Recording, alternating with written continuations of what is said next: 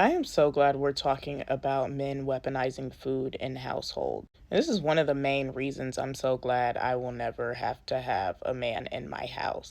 Because men feel entitled to the food of the house and will exhibit a level of control over it that can become so extreme in nature that even other people within the household will starve at the expense of men having more food in the house. For example, everybody may get 2 pieces of chicken, but suddenly your father or your older brother is getting 4 pieces each.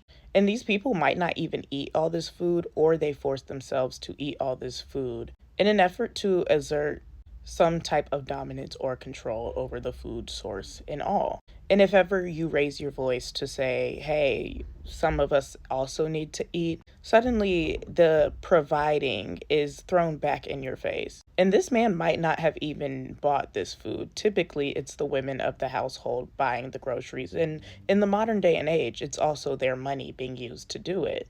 But especially if you're a child speaking up to, say, an older male relative, they will use not only their added years as justification, but also the fact that they may be a growing boy or a grown man. And even the women of the house may be told to limit what they're eating or be given these rude notions whenever they're making a play, insinuating that they should have less food on theirs. And this, of course, comes at the expense of sacrificing the less food for others to have more food on the basis of sex within one family unit's household.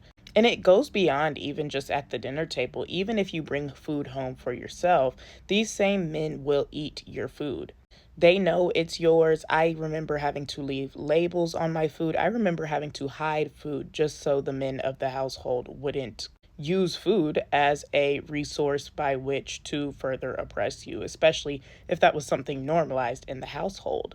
And they will eat things you spent your hard earned money for, and they'll be like, I'll pay you back though. But it still doesn't replace the labor of you having to go and get, and sometimes even food you've cooked for yourself, they will eat. And this is why it's important to teach your sons how to cook for themselves so they don't automatically become a nuisance and a pest wherever they go, and also become a heightened abuser because of how they view food, especially through the lens of the fact that they cannot prepare their own. Living amongst men, you really get to see how they are and their selfishness and what aspects of life will bring it up. It's important to make sure you have a selfless partner, especially when that partner is a man, especially if you are trying to raise a family with him, because he will starve you and your children out as long as it means his belly is full.